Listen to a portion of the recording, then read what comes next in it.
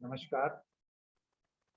सबसे पहले हम अपने गुरु को याद करते हैं। ये प्रेजेंटेशन स्टार्ट करने से पहले गुरुवर ब्रह्मा गुरुवर विष्णु गुरुवर देवो महेश्वरा गुरुवर साक्षात परम ब्रह्म तस्मै श्री गुरुवे नमः।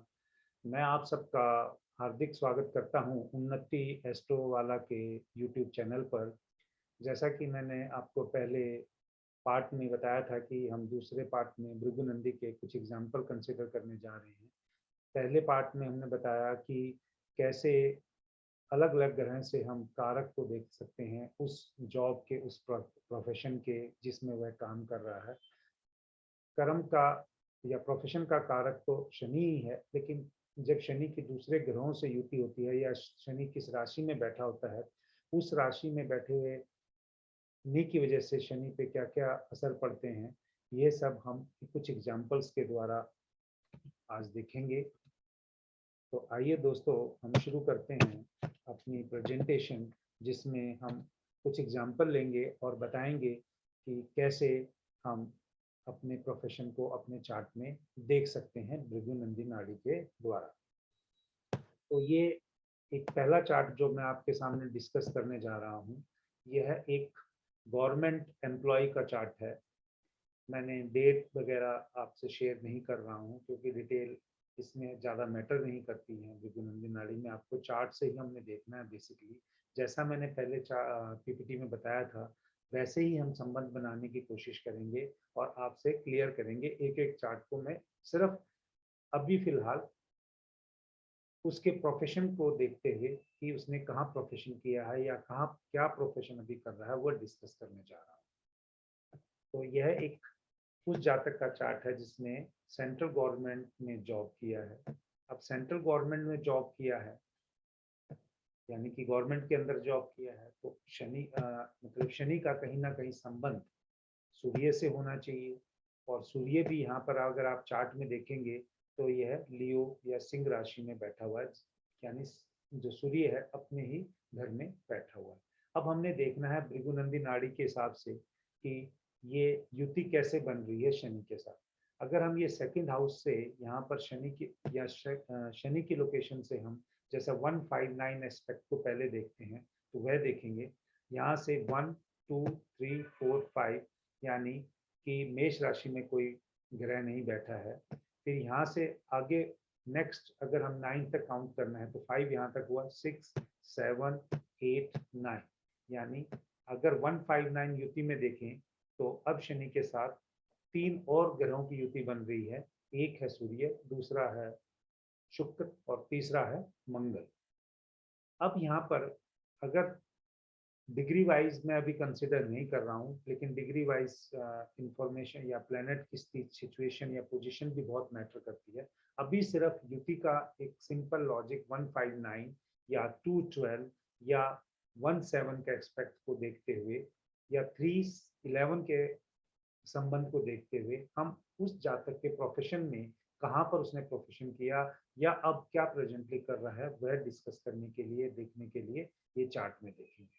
तो ये पहला चार्ट है, इसमें शनि की युति सूर्य के साथ हो गई और सूर्य खुद सिंह राशि में बैठा है, तो गवर्नमेंट का कारक है।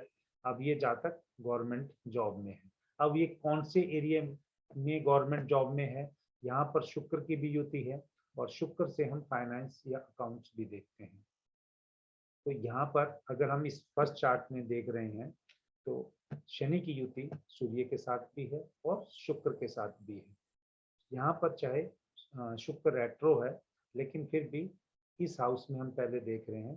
तो और मंगल का रूल क्या है कि भी मंगल का जो सेनापति या लीडर या जो पोजीशन हम देखते हैं वो भी हम देख सकते हैं। तो इसमें यहाँ पर देखिए, ये जातक पीडब्ल्यूडी डिपार्टमेंट में था, जो सेंट्रल गवर्नमेंट का डिपार्टमेंट था, क्लास 1 ऑफिसर है। और इसमें हमें ये भी देखना है, यहाँ पर शनि भी वक्री है और इस हाउस में शुक्र भी वक्री है। अगर जब ये वक्री शनि यहाँ पर अगर अपने पिछले हाउस में जाके बैठता है तो ये गुरु के साथ जाके बैठ जाता है। तो गुरु के साथ जब बैठेगा तो यहाँ से भी अगर 159 का देखेंगे, 1 2 3 4 5, 6, 7, 8, 9। तो शनि का जो युति है, इस हाउस से भी अगर हम देखें तो इन त्रिकोण से भी संबंध बना रहा है। तो इस हिसाब से देखें तो जातक भी, तो यहाँ पर भी इसको रिजल्ट मिलते रहे और ये एवरी 3 ईयर्स इसको ट्रांसफर मिल जाता था। और जुपिटर के साथ उसका रिजल्ट मिलने के साथ यह अपने प्रोफेशन जो पीडब्ल्यूडी में था वहाँ तो मतलब बहुत ही लाइक किया जाता था, लेकिन अपने आसपास या फ्रेंडशिप सर्कल में भी इससे बहुत लोग एडवाइस लेते हैं और ये गुड फाइनेंशियल एडवाइजर भी है। अब आफ्टर रिटायरमेंट ये है अपना प्रॉपर्टी में काफी इन्वेस्टमेंट करता है, तो वो भी देखें तो यहाँ पे मंगल जो है वो प्रॉपर्टी का कारक है। तो इस तरीके से अगर हम देखें कि रेट्रो होने की वजह से वहाँ पर, जैसे यहाँ पर रेट्रो हुआ सैटर्न, तो इसके साथ युति लिया जुपिटर के, उसके साथ मून और केतु का भी, और यहाँ पर भी अगर हम देखेंगे तो मरकरी है। तो इस तरीके से हम कह सकते हैं कि जातक ने एक गवर्नमेंट ऑर्गेनाइजेशन में या गवर्नमेंट डिपार्टमेंट में काम किया और उसकी जॉब भी ट्रांसफर होती थी, क्योंकि केतु अगर ट्रांसफर नहीं दे या यहाँ पर चंद्रमा है केतु के साथ, तो वह काफी ट्रांसफर देता है। लेकिन प्रोफेशन में इसके कोई शुरू के स्टार्टिंग में तो दिक्कत आई, क्योंकि ये थर्ड डिपार्टमेंट था। उससे पहले स्टार्टिंग प्राइवेट से की, फिर एफसीआई में किया और फिर उसके बाद फाइनली इस पीडब्ल्यू डिपार्टमेंट में हो गया। तो यहाँ केतु का रिजल्ट भी मिला, चंद्रमा का भी मिला, गवर्नमेंट जॉब सूर्य का भी मिला। तो इस तरीके से हम युति को देख सकते हैं। और यहाँ पर हमने कोई दशा या कोई ट्रांजिट अभी कंसिडर नहीं किया। तो ये अभी जो जातक है ये रिटायरमेंट के बाद अपना काफी कुछ इन्वेस्टमेंट प्रॉपर्टी के थ्रू कर रहा है। और इसी से अगर हम जुपिटर का अगर देखें संबंध या मरकरी का देखें, क्योंकि मरकरी से हम एजुकेशन का भी देखते हैं, तो नेक्स्ट जो सीरीज आएगी उसमें, क्योंकि अगर बंदे ने जो एजुकेशन ली होगी उससे रिलेटेड काम भी करना चाहिए या उससे हटके काम किसी और डिपार्टमेंट में कर रहा है, तो वो भी देखेंगे। लेकिन इस प्रेजेंटेशन में हम सिर्फ यहाँ पर शनि की युति को देखते हुए उसके प्रोफेशन के बारे में कमेंट कर रहे हैं। तो मैं उम्मीद करता हूं कि मेरे द्वारा बताया गया भृगुनंदी का ये कंसेप्ट कि शनि की युति यहाँ पर सूर्य और बुध के साथ हो रही है, सॉरी सूर्य और शुक्र के साथ हो रही है। तो यह जातक एक गवर्नमेंट एम्प्लॉय था और इसने पीडब्ल्यूडी डिपार्टमेंट में एक बहुत अच्छे लेवल पे काम किया। अब आइए दोस्तों हम दूसरा चार्ट देखते हैं। ये दूसरा चार्ट एक सीए का है। जैसा कि मेरी पहली प्रेजेंटेशन में आपने देखा होगा, सीए का कारक मैं या संबंध जो मैंने मरकरी से बताया हुआ है, लेकिन इसमें अगर आप युति देखेंगे तो ना तो 1-5-9 की बन रही है। 1-5-9 की बनती तो यहाँ से बनती चौथे घर से और 8वें से और 12 से। अगर शनि की हम पोजीशन लें तो यही 1-5-9 बनता, और ना ही यहाँ पर 3-2-12 की बन रही है, और ना ही यहाँ पर अगर हम देखें तो 3-11 की भी युति किसी तरीके से बुध के साथ बन रही। तो बुध जो मैंने अपनी प्रेजेंटेशन में लिखा वहां पर इसको चार्टर्ड अकाउंटेंट का कारक माना।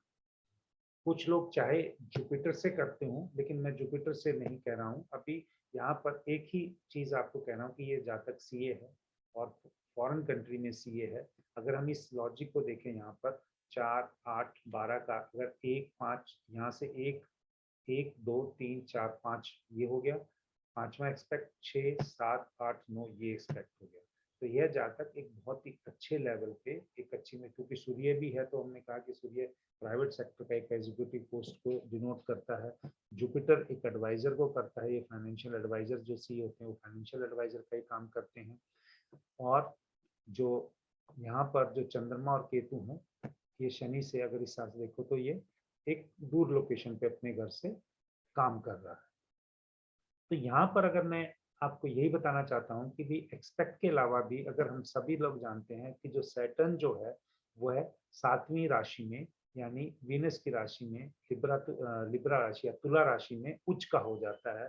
तो आप ये देखिए कि यहाँ पर यह जातक इस उच्च अपनी उच्च राशि का भी रिजल्ट दे रहा है। तभी मैंने आपको शुरू में बताया था कि इसमें हमें कुछ केसेस में राशि का भी योग लेना पड़ता है। और दूसरी बात, अगर हम ये देखें इसमें जुपिटर और सन वर्गो राशि में बैठे हैं, उसका लॉर्ड भी, उसका स्वामी भी, जो कन्या राशि का स्वामी भी है, वो बुध बनता है, यानी मरकरी बनता है। और लगन लॉर्ड, क्योंकि हम लगन इसमें देखते नहीं है नाड़ी में, लेकिन कभी कभी कंसिडर करते हैं, लेकिन ज्यादातर हम कभी भी बेसिक उसमें देखा जाए तो नहीं देखते हैं, तो उसका स्वामी भी बुध है।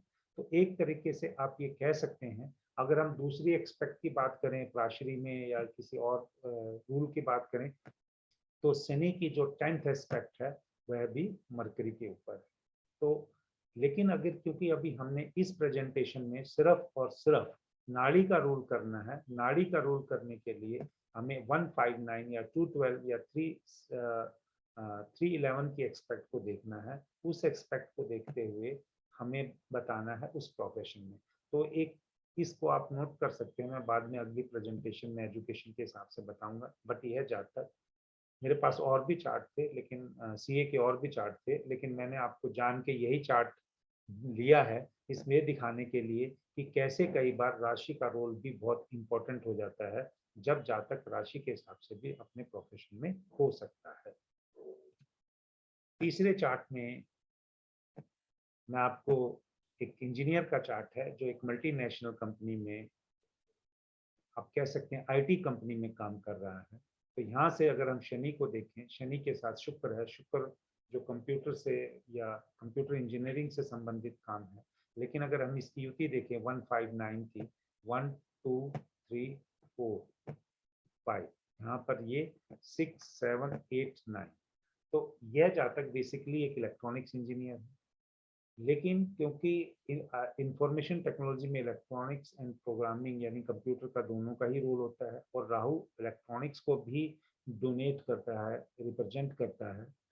तो यहाँ से अगर हम देखेंगे, और ये शुक्र जो है इसके साथ इसकी जुति है कंप्यूटर की, तो इस तरह से अगर आप देख सकते हैं कारक भी, जो शुक्र को हमने कारक लिया है, तो यह जातक एक आईटी कंपनी में बहुत अच्छे पोस्ट पे काम कर रहा है और अपने प्रोफेशन में बहुत अच्छी प्रोग्रेस कर रहा है। तो हमने यहाँ पर, चाहे इसकी राशि जो टॉरस यानी ऋषभ राशि है, उसका स्वामी भी शुक्र है, उसके साथ बैठा है। इस जातक ने अपनी इलेक्ट्रॉनिक्स एंड कम्युनिकेशन इंजीनियरिंग किया। उस इंजीनियरिंग करने के बाद ये है मल्टीनेशनल आईटी में एक अच्छी पोस्ट पे जॉब कर रहा है। नेक्स्ट चार्ट में मैं, यह एक लॉयर का चार्ट है। इसमें अगर आप देखेंगे, मेरी पहली प्रेजेंटेशन से कोरिलेट करने की कोशिश करेंगे, तो उसमें जुपिटर को एडवोकेट का कारक लिया है और साथ में राहु को भी लिया है मैंने। तो उसके हिसाब से आप देखेंगे तो 212 का कॉम्बिनेशन यहाँ पे भी बन रहा है और 311 का कॉम्बिनेशन यहाँ पे भी बन रहा है। ये तो काम होगी कॉम्बिनेशन के हिसाब से देखें तो भृगुनंदी के हिसाब से हम देख सकते हैं कि भाई कैसे यह जातक किस प्रोफेशन को काम कर रहा है। लेकिन इसमें आप देखेंगे जो सैटर्न है वह लियो राशि में, सिंह राशि में बैठा है। आपको पता ही है कि जैसे ये एडवोकेट्स होते हैं, ये बाय प्रोफेशन एडवोकेट है, और यह जाकर 2 टर्म्स में, जो एडवोकेट जनरल ऑफिस होते हैं, जो गवर्नमेंट नॉमिनेटेड या गवर्नमेंट असाइंड ऑफिस होते हैं, उनमें यह जाकर 2 टर्म में काम कर चुका है। तो आप इससे देख सकते हैं कि कैसे यहाँ पे गवर्नमेंट का कारक यानी सिंह राशि में सैटर्न होने की वजह से भी इसको गवर्नमेंट जॉब में काम किया। और उसके अलावा भी आप ये देख सकते हैं यहाँ से 311 का भी कॉम्बिनेशन इसके साथ बन रहा है, शनि के साथ सूर्य का 311 का कॉम्बिनेशन बन रहा है। इसके अलावा अगर आप देख सकते हैं, जो शनि है उसके पिछले हाउस में मंगल है। मंगल जो है वो लैंड का कारक भी है। तो इसके साथ से तो ये जहाँ तक आप कह सकते हैं कि इसका साथ में एग्रीकल्चर का प्रोफेशन भी है, या ये एग्रीकल्चरिस्ट भी है, तो इसकी अपनी ज़मीन है, तो ये वहाँ पे भी काम कर रहा है। और इससे सैटर्न से जो सेकंड हाउस में, अब नेक्स्ट हाउस में जो वीनस और राहु बैठे हैं, वीनस जो है वो फाइनेंस का काम है, और जो राहु है जो बेसिकली वो फॉरेन से रिलेटेड भी काम है। तो यह जातक अपने प्रोफेशन, लॉयर प्रोफेशन के हिसाब से 1-2 कंट्री को विजिट कर चुका है जहाँ पे इसने अपनी सर्विसेज दी हैं। तो इस तरह से हम पूरे चार्ट का अगर एनालिसिस करें तो सिर्फ प्लैनेट की पोजीशन जो सैटर्न से रिलेशन बना रहे हैं उसी के हिसाब से उसके प्रोफेशन का ओवरऑल हम लिंक या उसके बारे में पता कर सकते हैं कि जातक किस एरिया किस प्रोफेशन में काम करेगा। नेक्स्ट चार्ट में यह एक प्रोफेसर यानी एक टीचर एक फैकल्टी का चार्ट है जो स्टेट गवर्नमेंट पॉलिटेक्निक में जॉब कर रहे हैं। जैसे इंजीनियरिंग कॉलेज होता है ऐसे ही पॉलिटेक्निक कॉलेज होते हैं। इंजीनियरिंग में 4 साल की डिग्री होती है, पॉलिटेक्निक में 3 इयर्स की डिग्री होती है। तो इसका भी सैटर्न देखिए आप, सैटर्न जो है इसका लियो राशि में बैठा हुआ है। लियो राशि जो है अगेन वो एक राजा यानी कह सकते हैं या गवर्नमेंट को रिप्रेजेंट करने वाली सूर्य की राशि है। सैटर्न यहाँ बैठा हुआ है, साथ में मार्स है। मार्स इंजीनियरिंग का कारक है। अगर इससे नेक्स्ट हाउस में देखेंगे तो राहु भी बैठा है, राहु इलेक्ट्रॉनिक्स का है। तो ये इसमें जातक जो है एक गवर्नमेंट पॉलिटेक्निक में जॉब कर रहा है जो कि इलेक्ट्रॉनिक्स डिपार्टमेंट में ये इस टाइम पे एम्प्लॉयड है। तो इसमें अगर इसका देखेंगे, अगर 2, 6 एंड 10 हाउस को हम कंसीडर करते हैं तो ये 159 के रिलेशन में आता है। 2 से 2, 5, 2, 6 एंड 10 को देखेंगे तो 159 का रिलेशन बनता है। पर बाकी सैटर्न से अगर इसको देखेंगे 9th 10th हाउस यानी जहाँ पर सेजिटेरियस लिखा हुआ है ये 5th हाउस है। और इसी से अगर हम नेक्स्ट हाउस देखेंगे तो यहाँ पर जो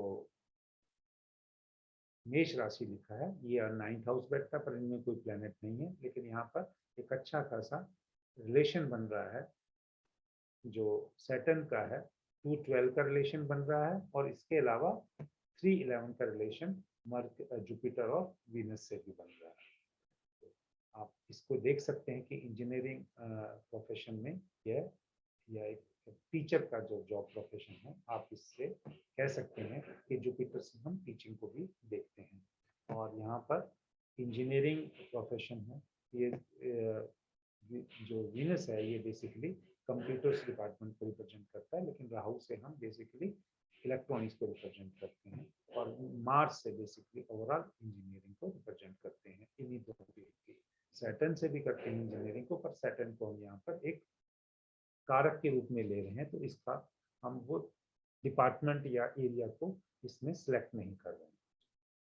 तो इस तरह से ये 4th यहाँ पर एक्चुअली ये 5th है, यहाँ जो मैंने गलती से लिख दिया। तो ये 5 एग्जाम्पल आपके सामने मैंने डिस्कस किए जो मैंने पहली प्रेजेंटेशन में को कारक बताए थे। और इसमें ही जो सबसे जो इम्पोर्टेंट चीज़ मैं आपके द्वारा यहाँ पर ध्यान आकर्षित करना चाहूँगा या बताना चाहूँगा, इन 5 चार्ट में से 4 चार्ट में वही चीज़ है जो मैंने वहाँ पे बताई थी। वो क्लियरली प्रेजेंटेशन में लिखा हुआ है, आप उससे कोरिलेट बैक जाके उस पीपीटी को देख सकते हैं। बट यहाँ पर इस चार्ट में इस जातक का डायरेक्टली मरकरी के साथ रिलेशन नहीं बन रहा, इनडायरेक्ट रिलेशन बन रहा है, क्योंकि जुपिटर एंड सन उस बुध की राशि में या मरकरी की राशि में बैठे हुए हैं। तो इस करके मैं यही कहना चाहता हूँ कि भृगु नंदी नाड़ी में भी कहीं ना कहीं रोल जरूर राशि पे भी डिपेंड करता है। तो इसी के साथ मैं उम्मीद करता हूँ कि आपको मेरे द्वारा बताए गए एग्जाम्पल्स के द्वारा भृगु नंदी नाड़ी का कंसेप्ट क्लियर हुआ होगा। अगर आपको ये सब पसंद आया तो अगली प्रेजेंटेशन मैं भृगु नंदी नाड़ी की स्टार्ट करने से इन डिटेल में स्टार्ट करने से पहले कुछ मेडिकल एस्ट्रोलॉजी से संबंधित एग्जाम्पल लूंगा, जहां हम कैसे डिफरेंट डिफरेंट प्लैनेट्स का कंसिडरेशन करके इस जातक को क्या बीमारी हो सकती है वो बताऊंगा। इसके अलावा जैसे ये चार्ट लिए हैं तो इन्हें ऐसे ही चार्ट लेके मरकरी से कैसे हम एजुकेशन को देखते हैं कि उस जातक में मरकरी से कंसिडरेशन लेके मरकरी का बाकी प्लैनेट के साथ क्या रिलेशन रहा होगा, क्या एजुकेशन की होगी, वो सीरीज भी आएगी। तो सब इसके बाद शायद मैं एजुकेशन से रिलेटेड लेके आऊँगा, क्योंकि कुछ चार्ट इकट्ठे करने में मेडिकल डिजीज वाले किनको हैं उसको टाइम लगेगा। तो इस बीच आप इन दोनों प्रेजेंटेशंस को देखिए और अपने फीडबैक प्रोवाइड कीजिए। उम्मीद करता हूं अगर आप इनको लाइक करेंगे तो मेरा हौसला बढ़ेगा और मैं आपके सामने और अच्छे कंसेप्ट भृगु नंदी नाड़ी के जो हम अपने द्वारा चार्ट्स पर लगाकर देखे गए हैं उनसे आप अपनी नॉलेज आपके साथ शेयर करूंगा। धन्यवाद।